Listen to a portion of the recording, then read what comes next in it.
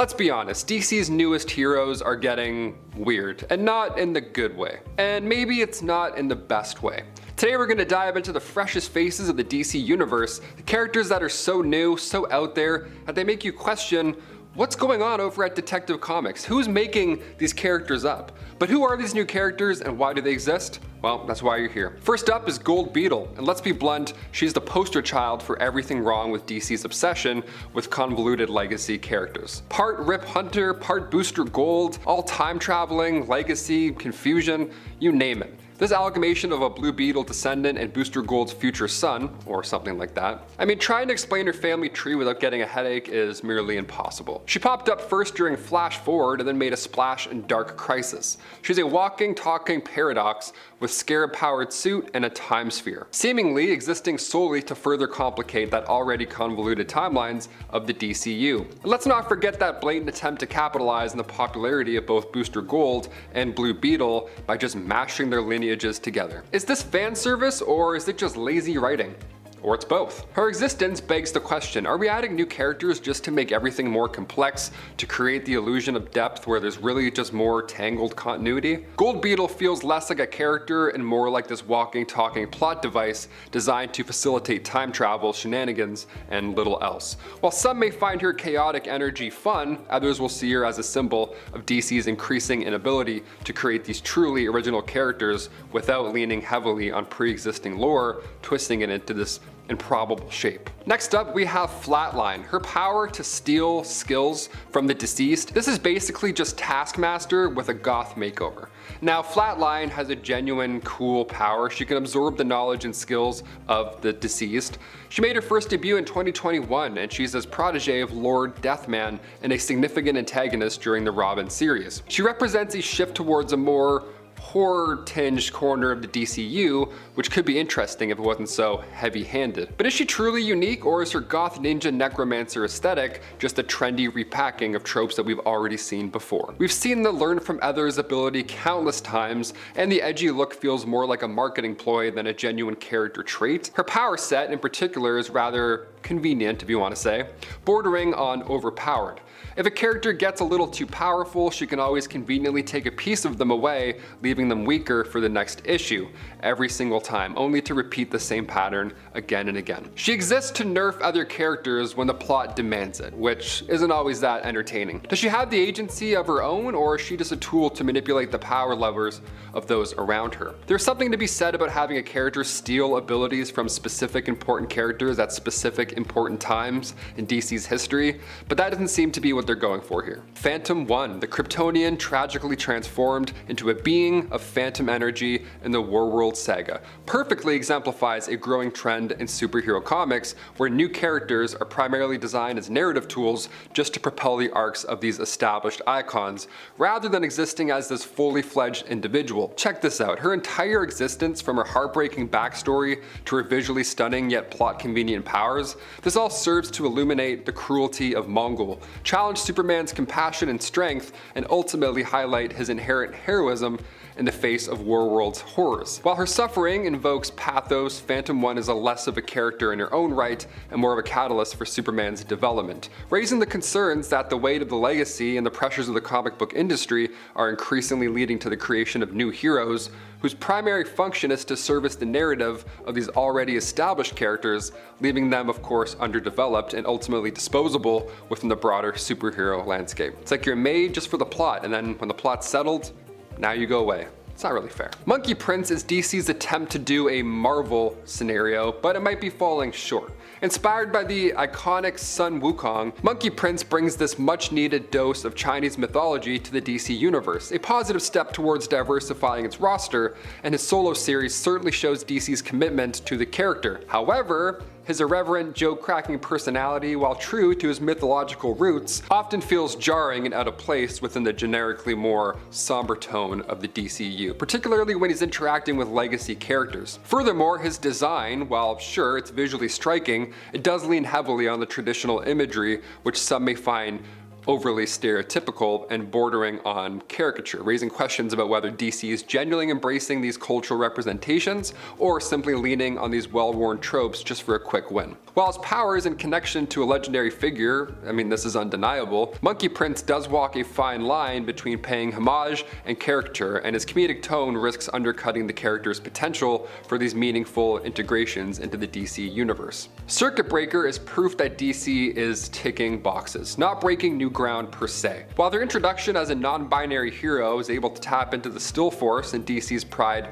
2022 anthology, this was a commendable step towards inclusivity, but Circuit Breaker has since languished in relative obscurity, highlighting this recurring problem with how DC handles its newer, more diverse characters. Being relegated to a one short story and then a minor appearance in the Greater Lazarus Planet event where they had little to no impact at all, this severely limits the potential for meaningful character development and exploration of their powers. This raises the crucial question, are characters like Circuit Breaker truly being given a fair chance to shine, or are they merely being used as these tokens to fill a diversity quota, introduced with fanfare and then sidelined in favor of these established cisgender heterosexual heroes that we already know? Without dedicated series or more substantial roles in major storylines, heroes like Circuit Breaker risk becoming footnotes in DC history. Their potential as compelling and representative characters tragically is left unfulfilled. Xanth is a diversity prop, not a developed character in the overhyped Yara Flor saga.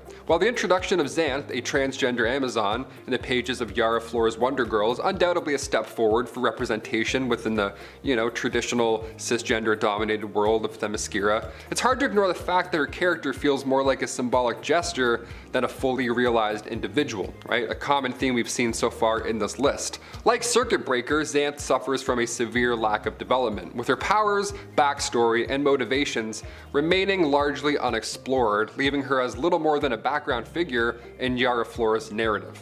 Again, she's just a pawn in this other character's established world. This raises the uncomfortable question of whether DC is truly committed to developing these diverse characters, or if they're simply using them to just bolster the perceived inclusivity of established storylines, ultimately reducing them to tokens in a larger, more familiar narrative. Without dedicated exploration and meaningful storylines, Xanth risks becoming just another face in the crowd, or the book in this sense. A missed opportunity to expand the Amazon mythos in a truly impactful way. City Boy, okay, this guy can, talk to cities.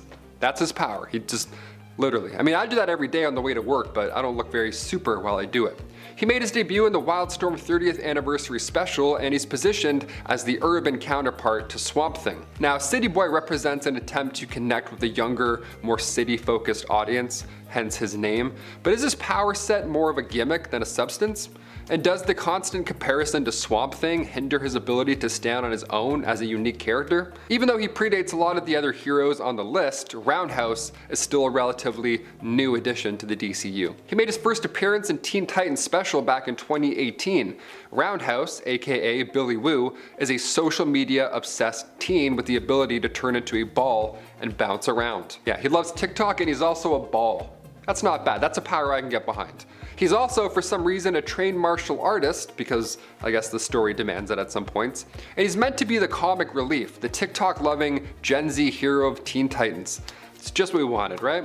But does his characterization sometimes fall into the trap of being a walking stereotype? And do his powers, while visually fun, actually make him an effective member of the team? Sojourner Jo Malene is the Green Lantern who first appeared in DC's Young Animals imprint comic, Far Sector. She was created by the amazing science fiction and fantasy writer N.K. Jemisin and mind-blowing artist Jamal Campbell. Jo is a Green Lantern who is unique in the sense that she wasn't traditionally chosen to be a lantern, and the ring she is given is not inherently as powerful as your typical Green Lantern ring, but in some ways it can actually be seen as more powerful. Most Green Lantern rings require a battery to charge them, but Jo's is actually self-charging. Now, this is useful when she ends up designated to an area so far out in space she doesn't really need to be near any batteries. However, it should be noted that because it is self-charging, Jo has to be more conscientious when it comes to how she uses her power, as it is possible for her to completely deplete her power stores and be left without power during a time of crisis when she is forced to wait for her ring to recharge itself. Malene has quickly become one of my favorite lanterns. She made her first appearance in November of 2019. Number 9. 9. Batman. This version of Batman is Jace Fox, initially known as Timothy Fox or Tim Fox, the son of longtime Batman ally Lucius Fox. However, Timothy prefers to be called Jace now. While Timothy Fox has actually been around in the comics since the New Earth continuity, and I believe came out in the late 70s, this version of the character as a future Batman who prefers to be called Jace is actually pretty new to us. He first appeared as Batman's replacement during our glimpse into Future State, appearing in DC Nation Presents DC Future State issue number 1 for the first time, at least within the Future State continuity. But Jace has also appeared in the main Prime Earth continuity as well, first appearing there in Batman issue 101, the volume that started back in 2016 and is still successfully ongoing since. Jace, like Bruce Wayne's Batman, is just a highly skilled and trained human who takes up the mantle of Batman in Future State after Batman goes missing and is basically presumed to possibly be dead. Jace Fox was created initially back in the 70s by Len Wein and Irv Novick, but was revived recently in Future State: The Next Batman by writer John Ridley. He first reappeared in the Future State continuity in January of 2020. And friends, before we move on to this next spot, if you are loving this list and you want more lists like it where we tell you about some of the best, newest heroes coming your way, be sure to let us know by giving this video a thumbs up. Number 8. Bolt. Bolt has an untimely ending in Future State where she is a forced recruit of Amanda Waller's Suicide Squad. But fortunately, in the Prime Earth continuity, events have gone a bit differently for her. She made a deal with Amanda Waller after losing her legs to join the Suicide Squad later on in her life in exchange for those super cool prosthetics. But when it came time for Alinta, aka Bolt, to uphold her end of the bargain, she refused. She had joined the Teen Titans Academy and wanted to remain as a hero as opposed to joining Amanda Waller's Task Force X. In the main continuity, Bolt avoids capture and gets to remain a Titan in training. This is also where she gets her codename of Bolt from the Titans Academy. Bolt is an interesting character as while tapped into the Speed Force as a speedster, she has no other connection or affiliation to the Speed Force family. That is, the Allen or West family. Alinta was created by Robbie Thompson and Javier Fernandez and first appeared in January 2020 in DC Nation Presents DC Future State issue number 1. In that continuity, later appearing in the Prime Earth continuity in Infinite Frontier issue number 0.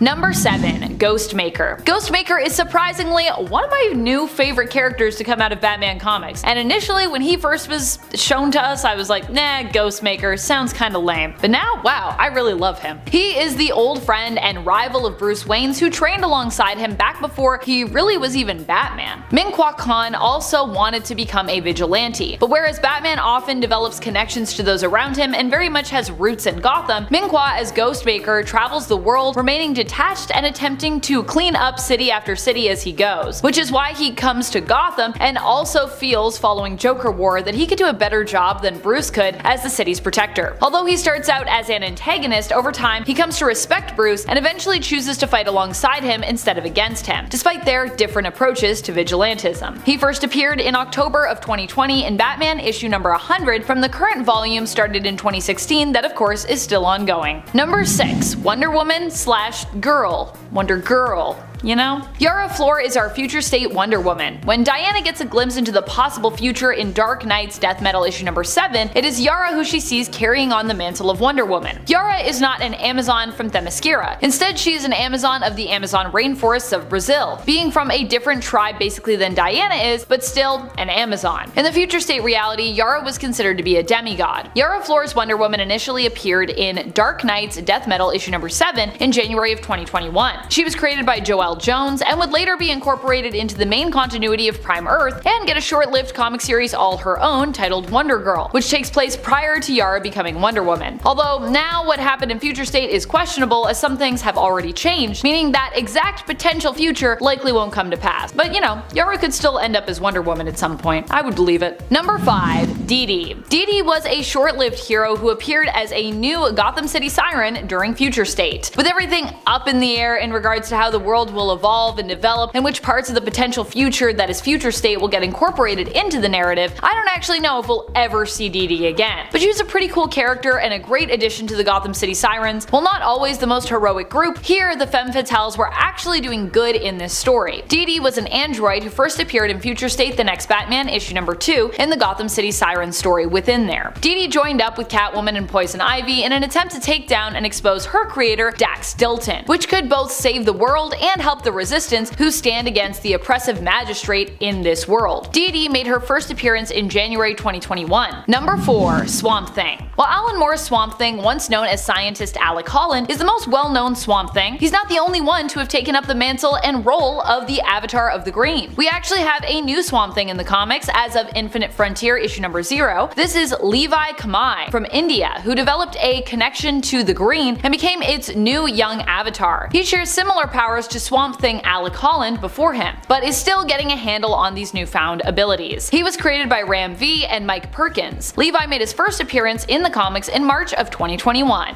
Number 3. Flatline. Flatline is a tricky one to nail down when it comes to her alignment. She isn't really a hero, but she isn't really like a straight up baddie either. Sure, she's been the sidekick of the villain Lord Deathman, but she reads to me as kind of ambivalent to the whole idea of, you know, like good versus evil. I don't think she really subscribes to either ideology, but she also does run with a generally good guy most of the times, Damian Wayne, which means that if I had to place her anywhere on the spectrum, I'd be more likely to classify her currently as an anti-hero. Or, you know, like an anti-hero sidekick maybe? I don't know. She is known for being Damian Wayne's love interest. Her powers allow her to adopt the skills, or at least a portion of the skills, of anyone who she kills or who is basically near her when they die. She first appeared in Detective Comics in issue 1034 in March 2021. Number 2. Jay Nakamura. While not technically a superhero yet, Jay has been revealed to at least have superpowers, and he's dating a superhero, so it seems likely that Jay may soon become a superhero himself. He made his first appearance in Superman Son of Kal-El, issue number 2. Jay is an online media reporter who runs a journalistic website called The Truth, and already uses a codename as part of that group and site. His codename is Gossamer, which is fitting since his powers actually revolve around intangibility and invisibility. He can phase through things and can make himself appear at least partially invisible. Jay first appeared in DC in August of 2021. Number 1. Dreamer. The first transgender superhero on television who recently made her way to the pages of DC Comics. Naya Nal is a superhero character who first appeared in Supergirl Season 4, Episode number 1, American Alien. She is based off of DC's Dream Girl, Nura Nal, and is also depicted as being Nura's ancestor. Naya Nal was created by Robert Rovner and Jessica Keller for the Supergirl live-action CW series. Her powers come from her Naltorian ancestry, being half Naltorian and half human. She can travel through dreams to get to someone, teleporting in essence to a person through their dreams, and can also manipulate one's dreams as well as astral project and project energy too. She is also a seer of sorts. Dreamer made her first appearance in the comics in the DC Pride 2022 special in June of 2022.